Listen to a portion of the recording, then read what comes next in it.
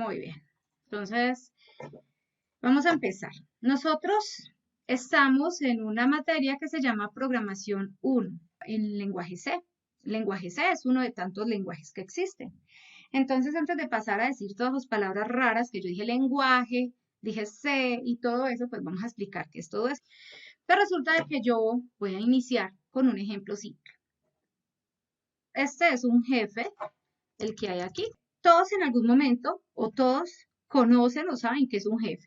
Y esto que hay aquí, que está aquí al frente, es un empleado. Generalmente el jefe contrata al empleado y le da una orden. Entonces aquí arribita de esto, perdón, aquí arribita debería haber una palabra que se llama orden. O sea, el jefe le ordena, sí, creo que me sí, le da órdenes al empleado. ¿Listo?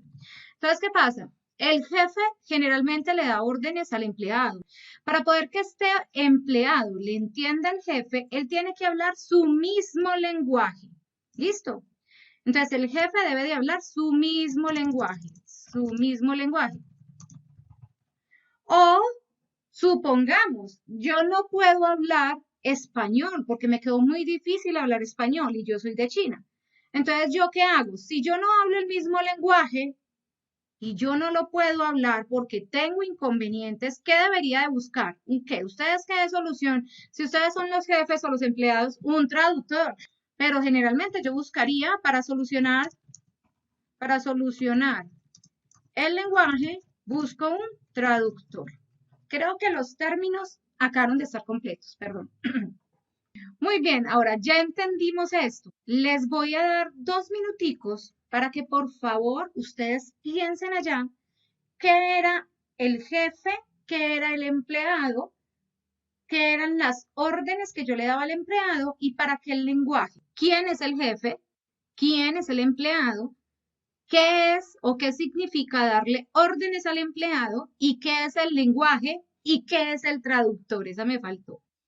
Muy bien, bajemos.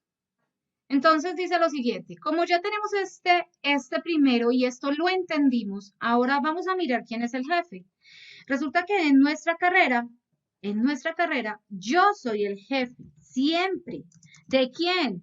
De este coco o esta caja, porque ella no piensa por mí. Yo soy la que a ella le doy órdenes. Recuerden que el computador no es inteligente. Él no piensa. Bueno, hasta el momento todavía no existe la inteligencia artificial que les haga pensar. Pero en este momento el computador simplemente procesa más rápido porque él tiene todo, o sea, él está programado para que procese rápido, ¿cierto? Entonces acá, computador, ¿vale? Eso es.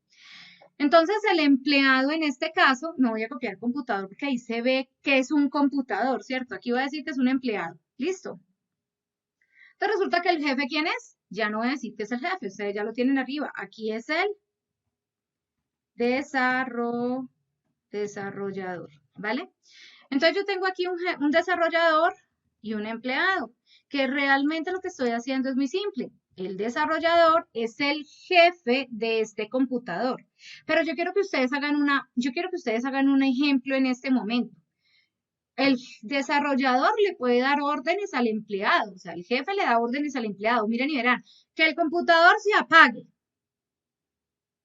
Yo quiero que todos lo hagan a ver si el computador le hace caso. Díganme a ver si sí. ¿A quién sí le hizo caso el computador? Yo espero que alguien se desconecte, ¿cierto? No. Entonces, ¿qué pasa? No lo apaguen, no es que lo apaguen. Es que resulta de que, ¿qué lenguaje hablan ustedes? Quiero saber, qué lenguaje hablamos todos en este momento? Porque si ustedes llegaron aquí, es porque se defienden en qué lenguaje. Ustedes se defienden en el español. Eso. Entonces, resulta de que si nosotros hablamos español, yo quiero saber cuál es el lenguaje base del computador. El lenguaje del computador es binario, ¿sí o no? Entonces, ¿qué pasa? Yo voy a hablar a nivel del computador. Vamos a ver si alguien me entiende. 000110. ¿Alguien me entendió lo que dije? 111. Entonces, ¿qué resulta? Que si yo le digo al computador y le hablo en español, el computador no me va a entender porque él habla en otro lenguaje. ¿Queda claro hasta ahí? O sea que en este momento tenemos dos tipos de lenguaje. Tenemos algo que se llama lenguaje 1, que en este caso para el empleado sería el español, y tenemos algo que se llama lenguaje 2. Lenguaje 2. ¿Que el lenguaje 2 cuál sería? El que me dijeron ahorita, binario, ¿cierto? Entonces acá tenemos dos lenguajes, lenguaje español y lenguaje binario. Como yo no sé hablar binario, no sé quién de ustedes sí sepa, pues yo sé cómo se pasan las cosas a binario, pero hablar en binario y decirle al computador haga un ciclo, resuelva este problema, deme este resultado, haga esta suma, yo no sé en binario eso cómo se hace y se vuelve difícil. ¿Yo qué necesito? ¿Qué necesito? ¿Recuerdan qué necesitaba cuando yo hablaba mandarín y ustedes español? ¿Qué necesité? Un traductor, muy bien. Necesito un traductor. Un traductor, que realmente el traductor entre personas es simplemente alguien que traslada lenguaje 1 a lenguaje 2.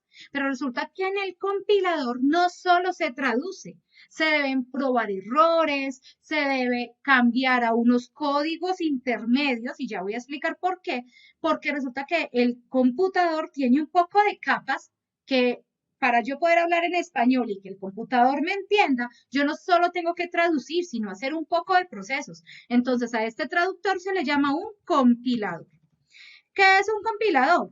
Es algo, es una herramienta de programación o de software, o sea, interno, es un programa del computador que primero traduce, segundo busca errores y dependiendo del IDE le dice, vea, usted se equivocó aquí o usted y le señala dónde se equivocó. ¿Qué más hace un compilador? Traduce, pero no solo de español a binario, sino que él empieza a pasar capa por capa, porque el computador no nació sabiendo por algo lenguaje C, porque eso no es. Entonces, él va a empezar a pasar por capas. Entonces, resulta que tenemos dos lenguajes, un compilador, un desarrollador y un computador. ¿Listo? Resulta y acontece que aquí abajo vamos a continuar con el tercer ejemplo. Resulta que, mire, yo tengo lo mismo, tengo un desarrollador y un empleado. Acá tengo mi desarrollador, mírenlo acá, y tengo mi empleado. Ahora resulta que yo aquí tengo, ¿ustedes se acuerdan esta rayita que era? Esto eran lenguajes o órdenes. ¿Sí se acuerdan de eso? Esto eran órdenes. Órdenes en un lenguaje. Porque yo hablo en español, entonces yo le daba órdenes al computador. Eso fue lo que nos faltó a escribir. Muy bien, entonces resulta y acontece, muchachos, aquí me faltó una cosa, listo, ahorita les digo. Resulta de que aquí yo les acabo de decir que el lenguaje del computador es el binario y que el lenguaje de nosotros, el de usuario, es el español. Entonces resulta de que entre este español y este binario han pasado muchas capas. ¿Y qué son estos lenguajes? Por decir algo, uno de los primeros lenguajes o conjunto de instrucciones fue algo que se llamaba el ensamblador. ¿Sí? ¿Por qué? Porque ellos empezaron a escribir el ensamblador para poder evitarse en escribir en binario y empezaron a darle órdenes. ¿Qué hizo este ensamblador? Cuando empezaron a nacer los lenguajes, nació algo por aquí como en el intermedio. Nació algo por aquí en el intermedio, copiémoslo por aquí, algo que se llama, por favor, la tabla ASCII. Eso. Entonces les voy a pedir un favor. En este momento les doy 5 minutos para que se vayan a internet y descarguen y tengan la tabla ASCII a la mano, porque voy a hacer preguntas sobre la tabla ASCII. ¿Listo? Muy bien, entonces eso es chévere porque vamos a conocer algo bueno. ¿Listo? A mí me gusta esta que está en rojito generalmente. Vamos a ver si me deja ampliarla. A veces me deja ampliarla, a veces no me deja ampliarla más chévere. Vamos a ver en dónde la podemos ver. Bueno, a mí me gusta mucho esta, no significa que las otras estén mal, significa que me gusta mucho esto. La tabla ASCII es una de las herramientas que nació por aquí, donde yo les estaba hablando, cuando empezó los lenguajes de programación, ensamblador, Fortran, Lisp, Pascal, todos esos lenguajes de hace mucho tiempo, Todos esos lenguajes de programación dijeron, listo, el computador habla binario, ¿cierto? Si el computador habla binario y yo necesito poder capturar instrucciones en binario, ¿yo cómo le voy a decir al computador que esto traduce una A? O sea, ¿cómo le voy a decir yo al computador que esto traduce una A? Entonces, si ustedes se van a la tabla ASCII, ¿qué código tiene la A minúscula? ¿Qué código tiene la A minúscula? Rápidamente. Pilas, la A minúscula, 97. Súper bien, ¿cierto? Vamos a revisar que si no me estén engañando aquí, yo aquí, sí, 97, véanla. Aquí está. El ASCII más conocido por los estudiantes y por todas las personas ¿es cuál? ¿Es cuál? Rápidamente, ¿cuál es el ASCII más conocido que ustedes no sabían que eso era la tabla ASCII? Que uno dice, ay, cuando su computador, eso, el 64, la arroba. ¿Por qué? Porque cuando uno no tenía esa arroba que uno no la encuentra, uno le da el 64 y ahí sale la arroba. Eso es de la tabla ASCII. ¿Qué hicieron ellos? Pregunto, ¿ustedes por medio del binario pueden hacer fácilmente el número 64? Pues fácilmente es con conversión, pero se puede hacer el número 64. Voy a explicar algo, ¿sí? Lo voy a explicar aquí en Word. Algo rápido y chiquitico. Voy a hacer un paréntesis aquí a lo que estoy explicando. Paréntesis. Entonces dice, escuchen lo que dice. Resulta que la tabla ASCII es como una conversión matemática. No sé si sabían. La tabla ASCII, si yo quiero sacar la tabla ASCII, voy a sacar 4 ceros. Y esto, a ver, voy a hacer aquí un enter acá y voy a decir esto es binario. Y lo que sigue es decimal. O sea, el sistema numérico de nosotros, los que hablamos español o los que tenemos lenguas de de ese mismo paradigma, es decimal. 1, 2, 3, 4, 5, eso es decimal, ¿cierto? Entonces resulta que estos números enteros naturales, como ustedes les dicen, en este caso, los 4 ceros en binario, aquí se traduce como un 0 en decimal. Entonces, para poder que penal se hace solito, cuando yo quiero hacer el 1, él simplemente le digo 0, 0, 0 y este sería en decimal el 1. Vuelvo y bajo. Si yo quiero hacer el 2, ya pilas, ya tengo que hacer aquí en decimal, el número 2 es como si fuera el 10. Ya les voy a explicar por qué. Y aquí entonces en decimal esto sería el 2. Y vuelvo y bajo. Acá si yo quiero hacer el 3, entonces sería el 11. Y acá en decimal esto sería el 3. Luego quiero hacer el 4. Entonces ya voy. Resulta que la escala numérica, esto se me va a dañar, perdón un momento, que hago otra cosa que no me gustan esos espacios aquí porque me quitan mucho la explicación.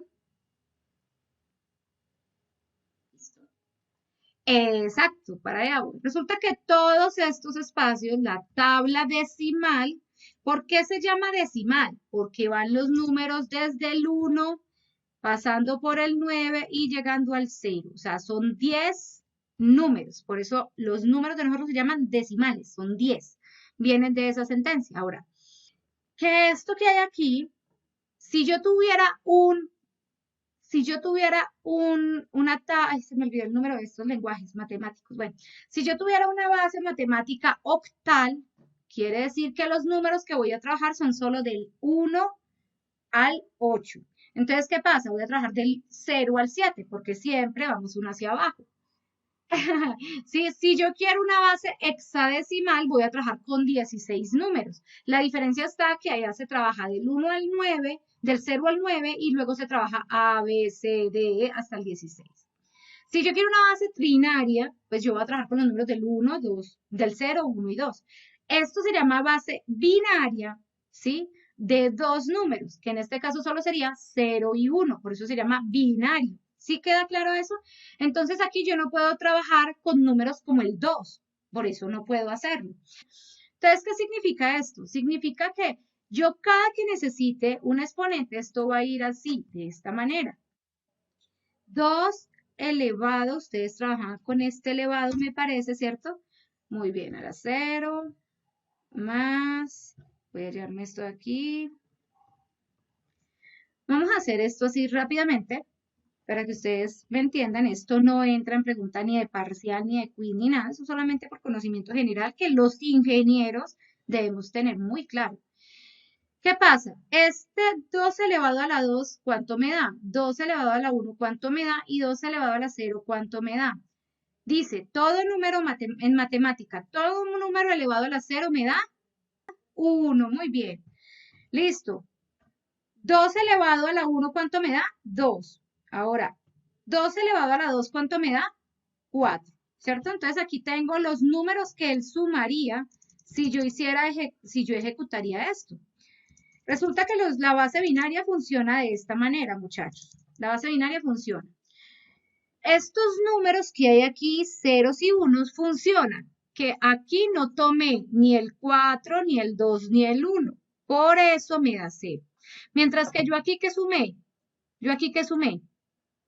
aquí me faltó 2 a la 3 porque estoy trabajando con 2 elevado, perdón un momentico, yo hago esto bien, ¿sí? No me gusta que me quede nada mal. Ahora sí, listo. 2 elevado a la 3, que es 8. Muy bien. Listo. ¿Sabes qué sucede aquí? Yo aquí digo, ¿estoy utilizando el 8? No. ¿Estoy utilizando el 4? No. ¿Estoy utilizando el 2? No. Solo estoy utilizando el 2 elevado a la 0, que es 1. Por eso este en decimal se llama 1. Esto es. Ahora, en este, ¿estoy utilizando el 8? No. ¿Estoy utilizando el 4? No. ¿Qué estoy utilizando? ¿El qué? ¿El qué número estaría utilizando aquí? En este momento, ¿qué número? El 2. Muy bien. Entonces, así se va haciendo el binario. Si yo quisiera el 64, yo aquí no me voy a poner a hacerlo, olvídenlo. Pero si yo quisiera el 64 de esta manera, yo lo podría hacer. ¿Cierto que es más fácil hacer el 64? Entonces, ¿qué pasa? La tabla ASCII hace ese paralelo. Dependiendo del número decimal que yo aquí necesite, ¿cierto? Dependiendo del número decimal que yo aquí necesite, el 64, él simplemente va agregando los unos o los ceros para que me dé esa cifra de 64. Eso es lo que hizo los lenguajes de programación para poder empezar a escalar por aquí.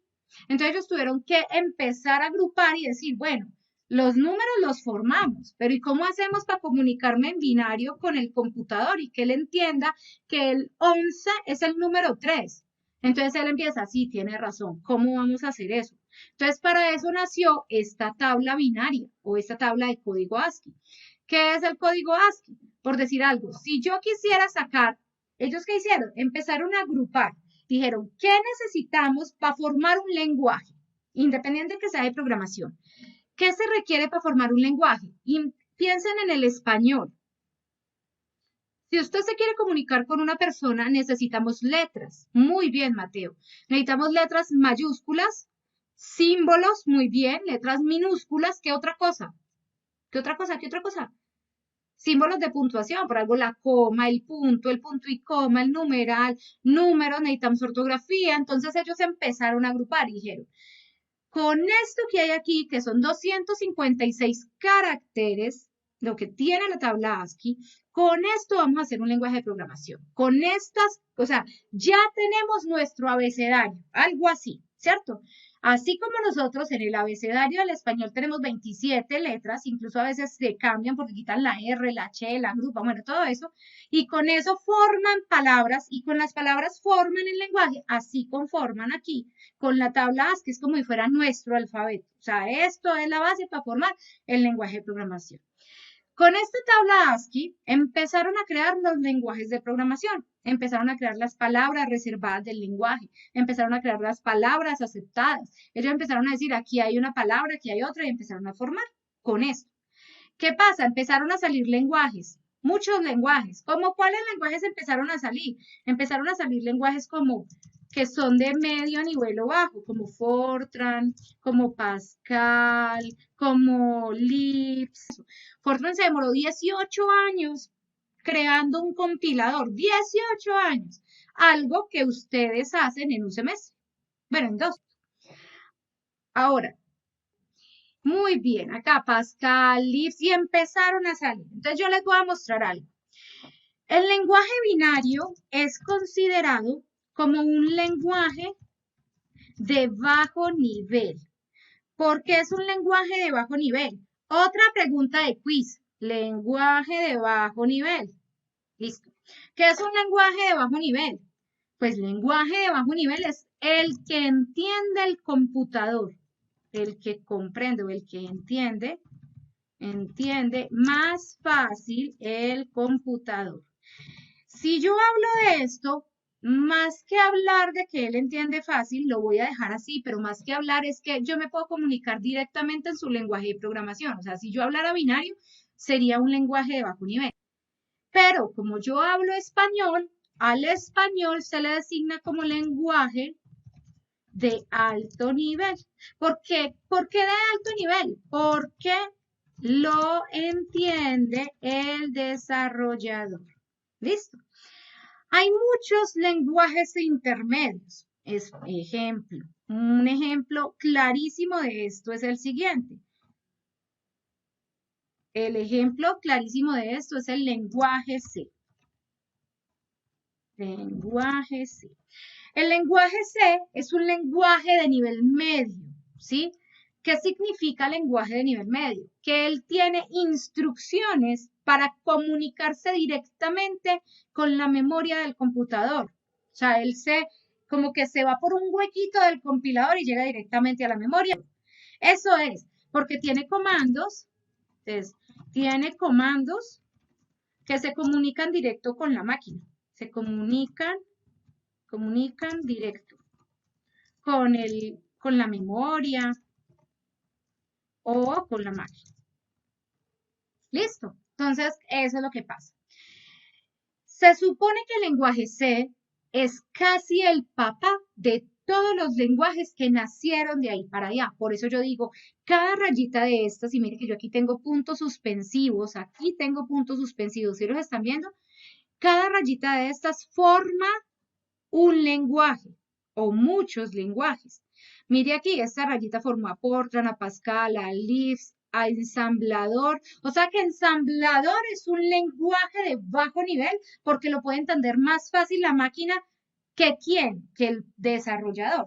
De aquí para arriba salieron lenguajes como C++, como JavaScript, pero algo aquí, en 1991 se crearon lenguajes como Java, como PHP, como JavaScript, creo que JavaScript es un poquito más JavaScript, como Ruby, como C#, son lenguajes de alto nivel, ¿sí? Alto nivel.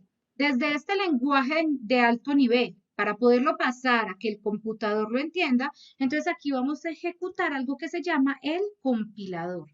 Entonces, mira que él va a tener que pasar por una serie de compilador, por una serie de capas para poder no solo traducir, sino para poder que el computador, él tiene que traducir y transformar la información que yo escribí en un código binario o en un código de objetos que el computador entienda. Por eso a esta belleza se le llama compilador, no traductor, aunque hace las veces de un traductor.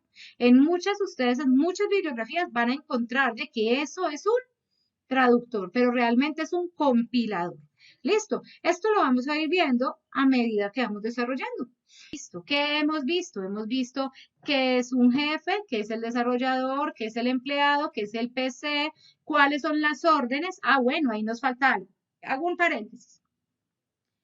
¿Cómo le digo yo al computador una orden por medio de un lenguaje de programación, cierto? Para poder entender con él. Él entiende binario, pero yo no sé binario. Entonces resulta que hay unos lenguajes de programación de más alto nivel, como Java, en este caso está C, nosotros vamos a trabajar C, que es un lenguaje de medio nivel, pero lo entendemos, ¿cierto? Lenguaje C, hay otros lenguajes. Ojalá pudiéramos llegar algún momento a programar en español, así yo decirle al computador, hágase un ciclo para, y él ahí mismo se escriba, y yo no me tenga que sentar, eso sería inmediato. Es más, en estos celulares, ustedes ya pueden programar con voz, ¿sí se acuerdan? Ustedes le dicen llamando a Catalina y él mismo se marca. Eso se llama una programación de mucho más alto nivel que el que nosotros hacemos en el computador. Entonces, eso es programación de mucho más alto nivel. O sea, que de aquí para abajo, de aquí para arriba, perdón, hay una cantidad de líneas, por lo menos, que aún no han salido. ¿Sí queda claro? Entonces, ¿cómo hago yo para programar órdenes a ese computador? A mí me toca en este momento, por medio de Java o cualquiera de los lenguajes que están ahí escritos, ¿Qué me toca hacer? Me toca sentarme en un computador, meterme a la plataforma de Java o hacerlo por CMD o por una hoja de texto, blog de notas, TXT, Word, lo que sea, procesador de palabras, y escribir. Entonces aquí me va a salir un archivo que se llama un archivo de alto nivel y cuando él lo traduce lo convierte en un archivo de bajo nivel, que es simplemente porque lo trabaja en ese mismo lenguaje. A esto se le llama código objeto. Y a este archivo, que es el que yo escribo, el código fuente, archivo de alto nivel, se llama código fuente. Entonces, esas son cosas importantes. Para yo poder programar, tengo que tener una herramienta que se llame computador. Dentro del computador tengo que tener un mini software o tengo que tener un procesador de palabras o un TXT. Yo puedo programar en cualquier cosa. Escribo en ese lenguaje que yo sé, por algo supongamos que yo ya sé Java. Entonces escribo en Java y le digo compilar. Y cuando él compila mi código y lo traslada a código objeto. Ahora vamos a empezar con qué es realmente un lenguaje de programación. Ya hablamos de la necesidad de un lenguaje de programación, ya dijimos que ese lenguaje nos servía pues para poder comunicarnos. Dentro del lenguaje de programación nos sirve para que yo pueda darle órdenes a la máquina. O sea, él me presta como las palabras que él tiene, así como el español. El español tiene muchas palabras, pero yo conjugo, yo uno algunas y con eso doy órdenes. Eso mismo pasa con un lenguaje de programación. ¿Cuántas palabras puede tener un lenguaje de programación? Muchas, ¿cierto? Muchas palabras. Pero entonces, ¿qué hace? Yo no escribo con todas las palabras. Yo cojo las que necesito, las uno y con eso le doy una orden a un computador. Es como una carta. Cuando yo le escribo una carta al novio, entonces yo no cojo todas las palabras del español y las meto, ¿no? Yo escribo lo que necesito, le digo mi amor, te amo, te extraño, y resulta que luego solo escojo lo que necesito y mando la carta. Así mismo es. Eso es todo.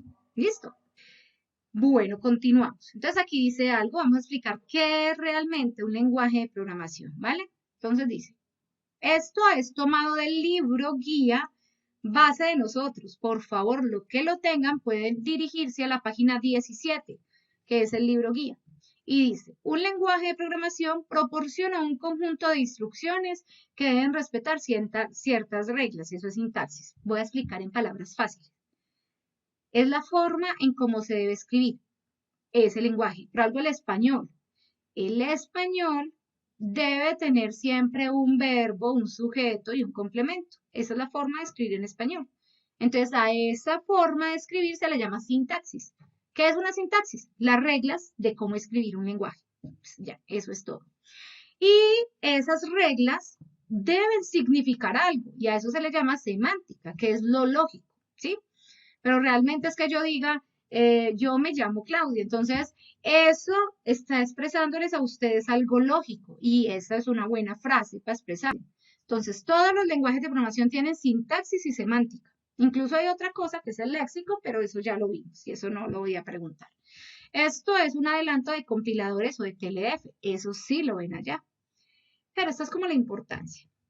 Dice, por medio de estas instrucciones, o sea, por medio de ese lenguaje o de esas reglas, se crean los programas, o es posible crear un programa que dé la solución a un problema. Obviamente, ¿para qué escribimos nosotros? O pues, ¿para qué vamos a ser desarrolladores? ¿O para qué necesitamos aprender a programar? Pues para desarrollar problemas, para solucionarlos.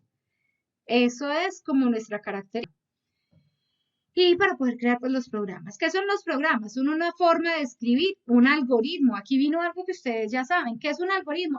Pues ustedes veían algo llamado pseudocódigo. Pseudocódigo también es como otro lenguaje, solo que no es compilable, eso es a mano, eso es a papel.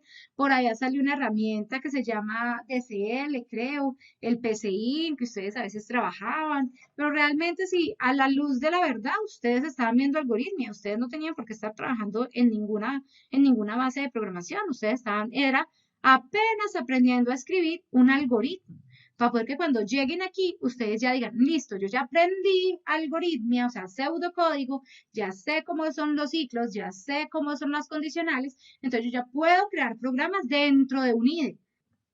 Entonces ustedes ahí en lógica están dando sus primeros pasos del algoritmo, que puede ser ejecutado por una máquina, ya sea un computador de escritorio, portátil o incluso un dispositivo móvil como un teléfono inteligente, entre otros dispositivos programables. Mediante un programa es posible controlar elementos físicos, que es el hardware, como lógicos, que es el software. Entonces, el lenguaje de programación es como la herramienta por la cual yo puedo programar. Y esa programación es la orden. Entonces, la pregunta del millón sería, ¿qué es? ¿Dónde estoy? ¿Dónde estoy? Que escribí, no vi mi... Listo, la pregunta del millón es, ¿qué es programar? Esa sería la pregunta del millón. ¿Qué es programar? ¿Sí o no? O la pregunta mucho mejor es, ¿cuál es la diferencia entre un lenguaje de programación, un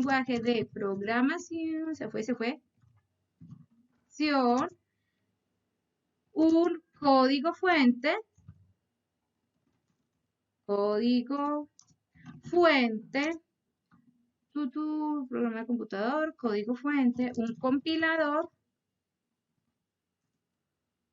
yo creo que ya, ¿qué me falta? Y programar. O sea, ¿cuál sería la diferencia entre esos conceptos? ¿Un lenguaje de programación, un código fuente, un compilador o programar? ¿Cuál sería la diferencia? Primero, el lenguaje de programación es simplemente el cúmulo o el conjunto de palabras, ¿cierto? Por algo el lenguaje C tiene un cúmulo de palabras, palabras reservadas, acepta y rechaza algunas palabras o algunas frases, así sería. Por algo el español acepta algunas frases, otras no, tiene muchas palabras, eso es un lenguaje de programación. Es un conjunto de palabras. Bueno, a eso se le llama sintaxis, que son las palabras o las reglas para poder escribir en ese lenguaje. Entonces, son como las reglas de escritura, eso es un lenguaje de programación. ¿Qué es un código fuente? Pues es un archivo o una carta o un documento escrito y aceptado por ese lenguaje de programación. ¿Qué es un compilador? El que pasa o traduce de ese código fuente a un código objeto para poder que sea entendido por el computador. ¿Sí? Eso es. ¿Y qué es programar? Es que por medio de ese código fuente yo haga órdenes o le diga a qué acciones debe comprender ese computador. Eso es todo. ¿Sí o no? Y el código fuente simplemente es el archivo escrito que hizo el desarrollador, que yo entendí. O sea, el código fuente lo hace el desarrollador. El código objeto lo entiende ¿quién? La máquina. Entonces hay dos códigos, o sea, dos archivos. Un archivo que entiende el desarrollador o un texto, un documento de Word, supongamos, que lo entiende el desarrollador, y un documento de texto que entiende el computador. Eso es todo. Bueno. Estos son características de C. Ya propiamente vamos a entrar al mundo de C. Ya entramos al mundo de los lenguajes, de los códigos, de qué es, para qué sirven, cómo se comportan pues entre el lenguaje del desarrollador y el computador, pues ya lo vimos. Entonces ahora sí vamos a entrar al lenguaje C. Incluso les doy un dato muy importante y por aquí está. C se creó en 1969, ahí lo tengo escrito para que lo miren. Entre 1969 y 1973 se desarrolló el lenguaje C, en donde para ese tiempo ya ni siquiera era una universidad, sino que ya era una empresa de telefonía llamada Bell o AT&T. ¿Sí se acuerdan de esa empresa? ¿Alguien la vio en algún momento? Sus padres sí se acuerdan de eso, porque es una empresa muy conocida hace unos años. C es la evolución de Bell, pero así son la mayoría de los lenguajes. La mayoría de los lenguajes que tenemos ahorita son evoluciones de unos lenguajes anteriores. Es la mayoría, no es una orden pues general. Entonces, en este momento debería haber un título que se llame lenguaje C. Entonces, las características, supongamos. Entonces, ¿qué es realmente? ¿Por qué utilizamos lenguaje C? Pues el lenguaje C tiene unas cosas que son buenas y lo primero que hay es la eficiencia que él tiene, es la eficiencia, porque al ser un lenguaje de medio nivel no tiene que compilar todas sus líneas de código, sino que hay unas que se ejecutan directamente. Entonces eso evita muchísimo, muchísimo tiempo de ejecución, que tal vez nosotros no lo miramos, pero si estamos en una empresa grande con muchos procesos sí se ve. ¿Qué más? Este lenguaje es muy simple, demasiado simple, casi como el pseudocódigo. Posee un lenguaje que se procesa antes de la compilación, lo que permite definir, entre otras cosas, un macro y cosas. Todo esto son cosas ya técnicas y eso lo vamos a ir viendo durante el semestre. Permite el acceso a memoria directamente mediante el uso de punteros. Esto lo vamos a ver en la última unidad. Posee un número muy reducido de instrucciones, muy poquitas instrucciones, son más pocas que otros lenguajes. Es un lenguaje extremadamente eficiente y finalmente es un lenguaje estandarizado y tiene mucha portabilidad. Para yo poder entender cómo está escrito un lenguaje de programación, yo necesito saber algunas cosas antes de entrar a programar. Yo quisiera poder decirles, muchachos, la próxima clase vamos a programar.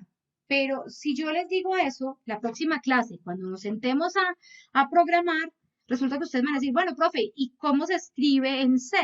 ¿Cuál es la primera frase al menos, profe? ¿Cuál es la segunda frase? ¿Yo qué puedo poner aquí? ¿Yo qué puedo poner allá? Para nosotros, afortunadamente, ustedes ya vieron algoritmo y ya vieron que hay unas cosas que llaman declaraciones de variables, impresiones y tipos de datos y todo eso, pero acá en C también está, entonces hay que empezar con eso.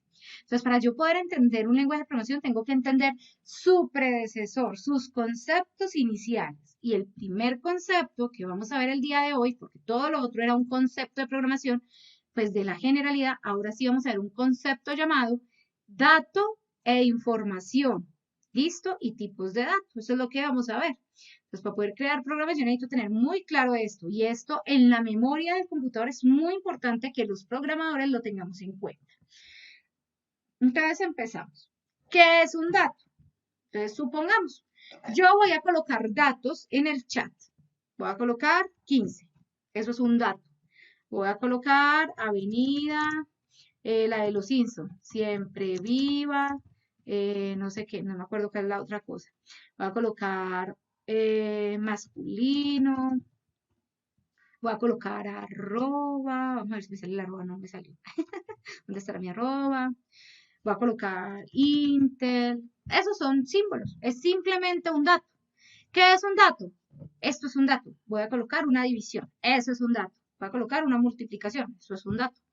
Esos son símbolos. Entonces, un dato es la representación simbólica de algo. O sea, yo representé por medio de un asterisco una multiplicación.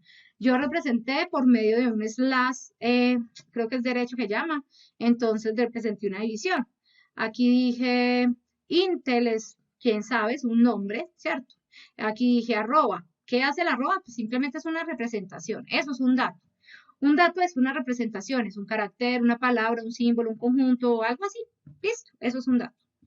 Ahora, pilas. Un dato es diferente a información. ¿Listo? Eso es totalmente diferente. La información es un conjunto de datos. Eso es información.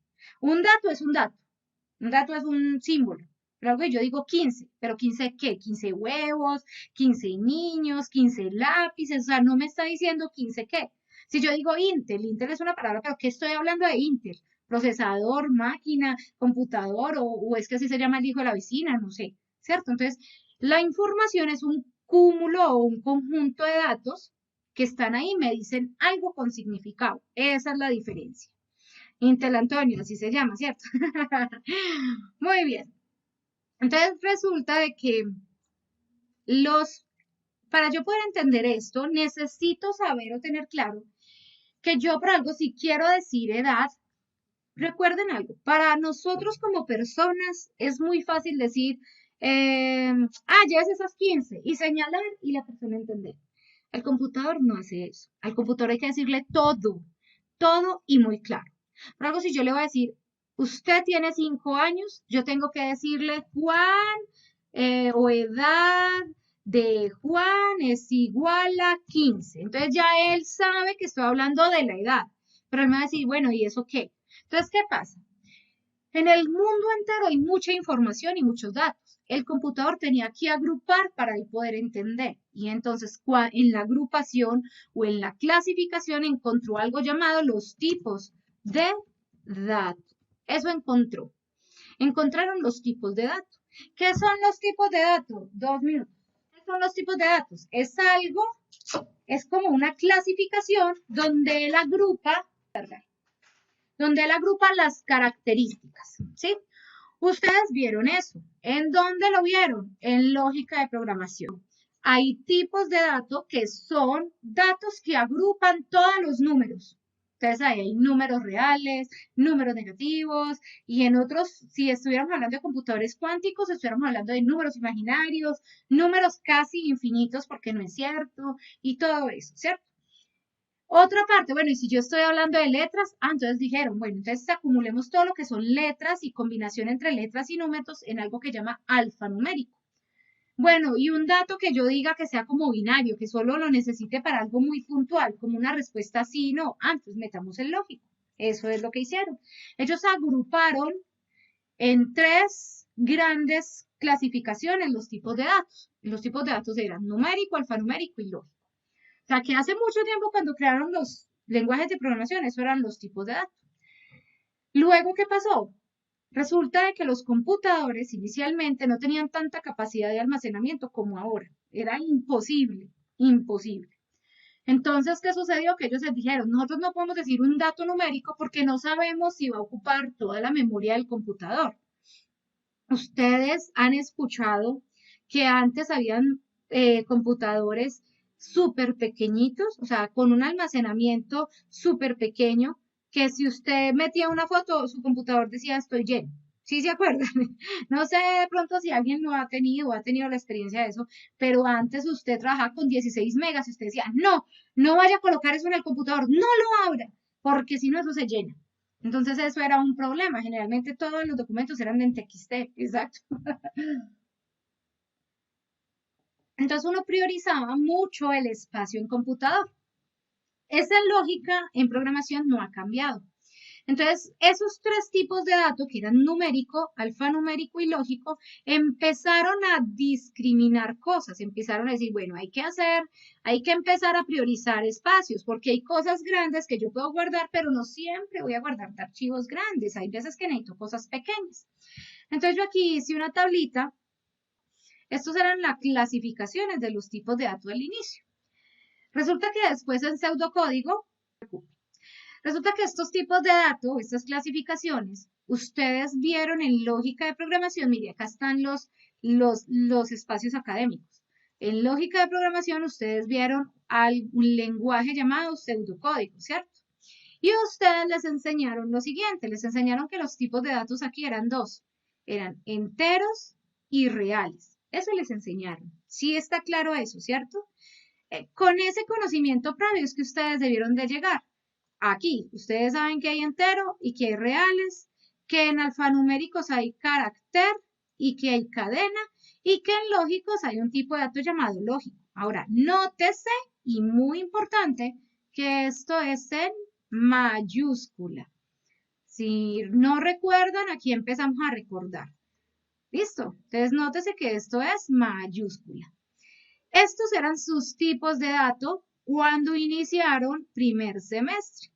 5 tipos de datos que son enteros, reales, carácter, cadena y lógicos.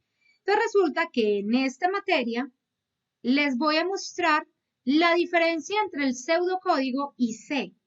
Eso es lo que estamos haciendo, por decir algo. Para el tipo de dato entero, ¿sí? Ya no hay solo, o sea, para el tipo de dato numérico ya no hay solo un tipo de dato entero. Miren los que hay 3, que son llamados short, int y long. Esos son los tipos de datos para C. O sea que cuando ustedes allá en lógica de programación escribía entero, esto es lo que escribían, edad, ¿cierto que sí? Entonces aquí ustedes lo pueden decir short, edad, o pueden escribir int, edad, o pueden escribir long, edad. Exacto. Entonces, todos esos 3 son 3 tipos de datos para referirme al entero. ¿Cuál es la diferencia entre estos 3 tipos de datos? Entre short, int y long. ¿Cuál es la diferencia entre estos tipos de datos? El tamaño. La diferencia es el tamaño. Esa es la diferencia. Aquí ya es. Ustedes saben que el computador ¿Cómo guarda o cómo es el almacenamiento interno del computador? ¿Alguien sabe cómo almacena internamente el computador las cosas? Acabo de abrir una memoria RAM o una memoria ROM. Mírala acá. ¿Sí la alcanzan a ver? Son puras celdas. Aquí a uno, ta. Esto, un Excel. Esto que hay aquí es una memoria de computador. La diferencia está en que ustedes la ven así como un disco duro, ¿cierto? Ustedes ven ahí un disquito así redondito y ahí. Pero realmente, ¿qué hace una celda? Cada celda de estos guarda un 1 o guarda un 0. Eso es lo que hace. Listo. Entonces, ¿qué pasa? Cada celda de estos es un 1 o un 0. Entonces, el computador solo guarda ceros y unos. ¿Se acuerdan que yo les dije ahorita que eso es lo que guarda el computador? La computadora solo guarda esto. Eso es lo que vamos a ver. Si nos rodeáramos el computador y viéramos el disco duro, veríamos un poco de ceros y unos que uno no entendiera. Pero bueno. Entonces, ¿qué realmente es el tamaño de los tipos de datos? El tamaño de los tipos de datos es que me los está dado en bytes. Mírelo acá. Mire la unidad de medida de los tipos de datos. La unidad de medida o de almacenamiento, o sea, la cantidad de cosas que yo puedo guardar está en bytes. Profe, eso no lo entendí. Ay, no se preocupe, que eso es una tontería. Miren, yo les digo, un bit, un bit, un bit. Vamos a colocar acá un bit, porque ustedes dicen, ay, profe, un bit es un 0 o un 1. Eso es un bit, ¿sí? Entonces, un bit, aquí coloquemos un bit es un 0 o un 1. ¿Listo? Eso es un bit. Ahora, un byte, que era lo que estaba mostrando, un byte, esto, son 8 bits. Muy bien, John. Muy bien. Son 8 bits. Eso es un byte. Un byte. O sea que yo voy a contar aquí 8. 1, 2, 3, 4, 5, 6, 7, 8. Esto que yo estoy señalando aquí, eso que señale, lo voy a hacer más grande para que ustedes lo vean más grande. Esto que señale aquí, esto que está ahí es un, coloquémosle cuadritos internos. Eso que ahí en amarillo, esto es un byte. Un byte. Listo. Entonces, observe lo que yo les voy a mostrar para que ustedes no se vayan a perder. Tienen que estar muy concentrados porque aunque la clase es fácil, pues yo trato de hacerla fácil, los conceptos se pueden enredar. Listo. Entonces resulta que por aquí en el Word nos dice lo siguiente. Un char, que char es un tipo de dato, coloquemos la que tenemos, un short. Short tiene un tamaño de 2 bytes. ¿Sí queda claro? O sea que ¿cuántos bits tiene un short? 16, súper. Voy a dibujar un short. Mire, acabé de dibujar un short. Listo, lo voy a colocar de otro color. Voy a colocarlo verdecito. Entonces esto sería un short. Eso es lo que hay. Y si esto acepta ceros y unos, si yo coloco esto, yo digo 0, 0, 0, 0, 0, 0, 0, 0, 0, 0, 0, 0, 0, 0, 0, 0, y aquí coloco un 1 en decimales, esto simplemente es un 1. Si yo quiero montar en esto un 2, pues aquí coloco entonces el 1 aquí, y aquí coloco el 0, y aquí monté un 2 en decimal. Esto es decimal, como lo hemos visto ahorita, que yo ya los he explicado, y esto es el binario. Eso es todo. Muy bien a todos los que me han contestado, los felicito. Entonces resulta de que esto es un short. Ahora observemos. Yo ya no voy a seguir haciendo esto en binario. ¿Qué es? Si el short ocupa 2 bytes y son 16 bits, ¿cuántos, si el entero tiene 4 bytes, cuántos bits son? Rápidamente, ¿cuántos bits? 32 y así. Entonces, ¿cuál va a tener más almacenamiento? Voy a hacer un int. Espera un momentico, voy a hacer un int. Aquí hay 16 y aquí hay otros 16. Estos dos rengloncitos que hay aquí va a ser un ¿qué? Un int. Entonces, ¿qué pasa? Miren lo que sucede. Me voy a venir aquí al Word un momentico y les voy a mostrar rango válido en decimal, ¿sí? Voy a coger un momentico el char, que el char solo tiene un byte, o sea que si yo estuviera diciendo esto sería no un byte, sino un char, ¿cierto? Eso es lo que está diciendo el coso. O sea que si yo coloco aquí 0, 0, 0, 0, 0, 0, 0, 0, es más, voy a colocar aquí no 0, 0, sino 1, 1, 1, 1, 1, 1. ¿Qué número formaría si yo, perdón, si yo coloco todos estos unos aquí? Ahí voy a mirar, yo no me voy a poner a hacer cuenta, ve aquí dice. El rango válido en decimal para un byte va de 0 a 255 si estamos en char sin signo. ¿Qué significa?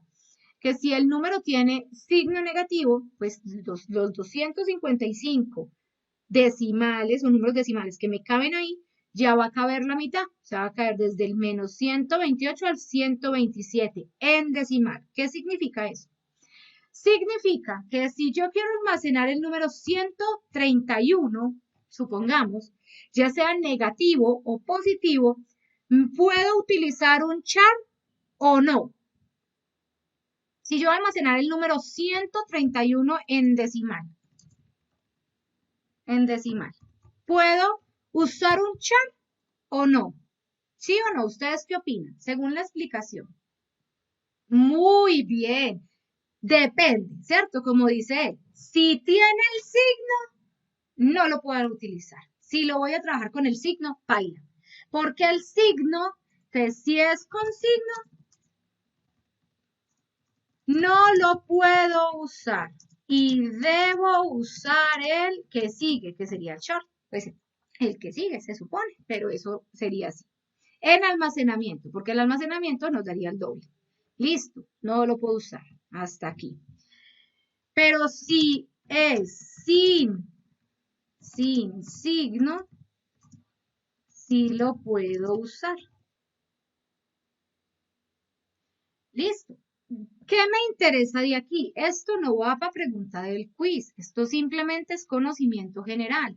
Para que ustedes en su cerebro, porque esto sí lo van a ver más adelante, entonces para que ustedes en su cerebro sepan que el almacenamiento en bytes es como una posición en la memoria que me deja almacenar un dato.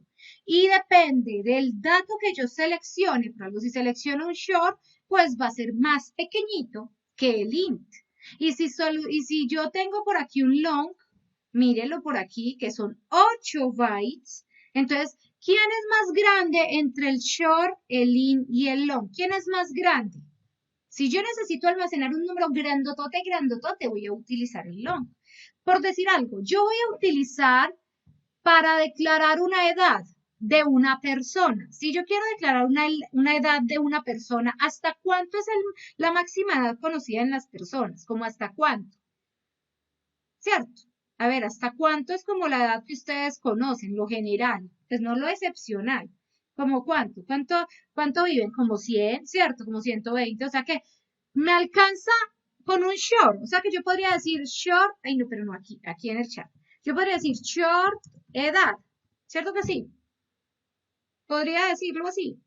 Sí, porque ahí incluso el tipo de dato me permite limitar y decir, qué pena, si usted tiene una edad de 140, usted ya está muy sospechoso, porque en el mundo no existe nadie que tenga 140 años, entonces no me lo va a permitir guardar.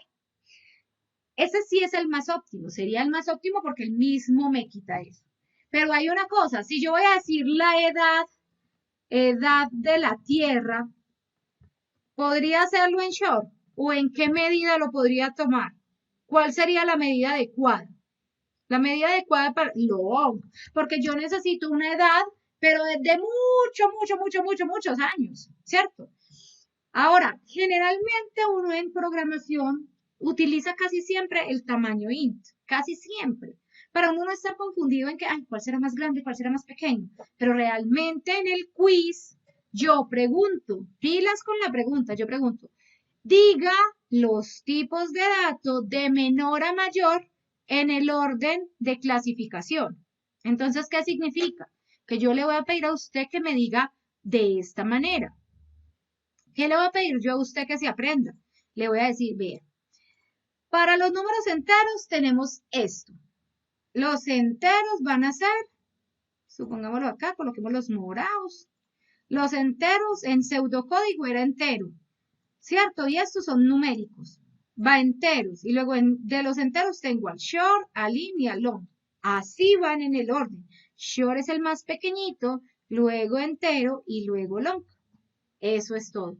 Ahora, vámonos ahora para los reales, ¿sí?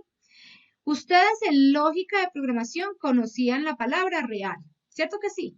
Muy bien. Los reales, aquí en programación 1, se colocan en dos, se parten en dos. Adivinen por qué se parten en dos. ¿A quién me quiere, por favor, decir? Es la misma razón de por qué se parten en los enteros, por el tamaño. Entonces, los floats almacenan números decimales pequeños, pero algo para la talla, para el peso, ahí no necesito yo tener un decimal muy grande. Pero si yo estoy hablando de plata, ¿qué debería yo utilizar en la plata? Siempre que utilicen y que hablemos de plata, ¿qué tipo de dato debería aparecer? El doble. ¿Por qué? Porque el doble puede que yo hable de muy poquita, pero de mucha plata. Y nosotros preferimos que todo lo que sea dinero sea en doble, porque es mucha plata, puede llegar a ser.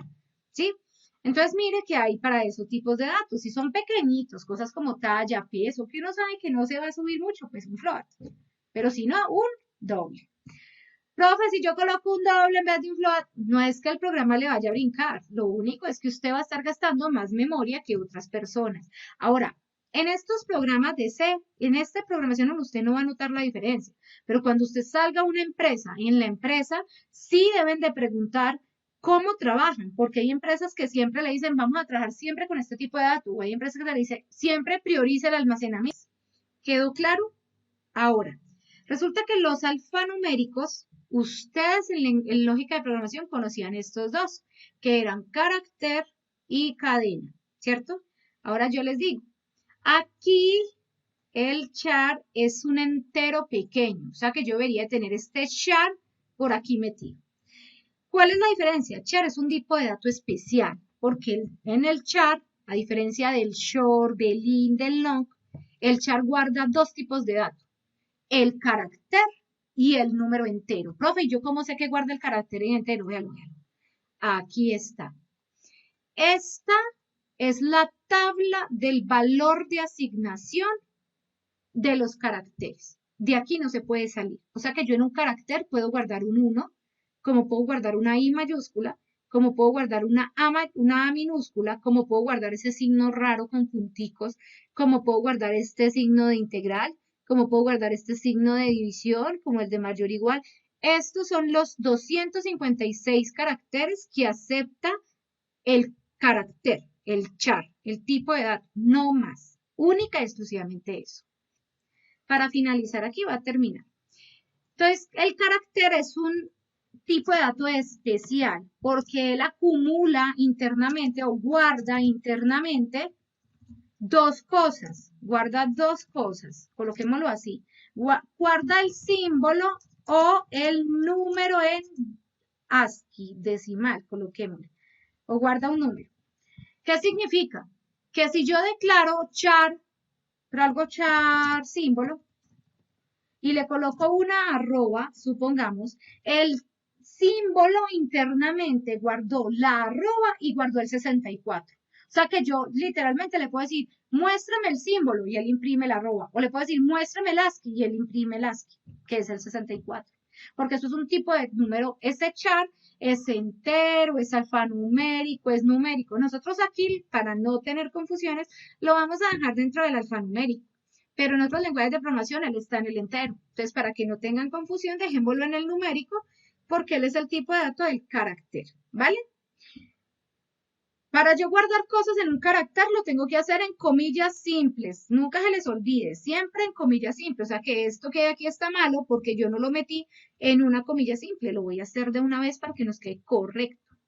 ¿Listo? Así se tienen que guardar las cosas. Miren, obsérvenlo. Se tiene que guardar dentro de comillas simple, ¿listo? Cadena es otro tipo de dato alfanumérico. En C no existen las cadenas. Entonces, ¿qué hicieron? Para solucionar esto, crearon un arreglo de tipo char. Eso se los voy a explicar la próxima clase. El arreglo de tipo char se los explico la próxima clase o más adelante. El arreglo de tipo char no hay problema, pero es bueno que ya lo tengan en cuenta. En C no hay cadena. Hay un arreglo de tipo char y ahí simulan la cadena. Recuerden que las cadenas van entre comillas dobles, igual que en lógica de programación. Aquí en lógico, nosotros aquí no tenemos dato lógico y para utilizarlo necesitamos una librería.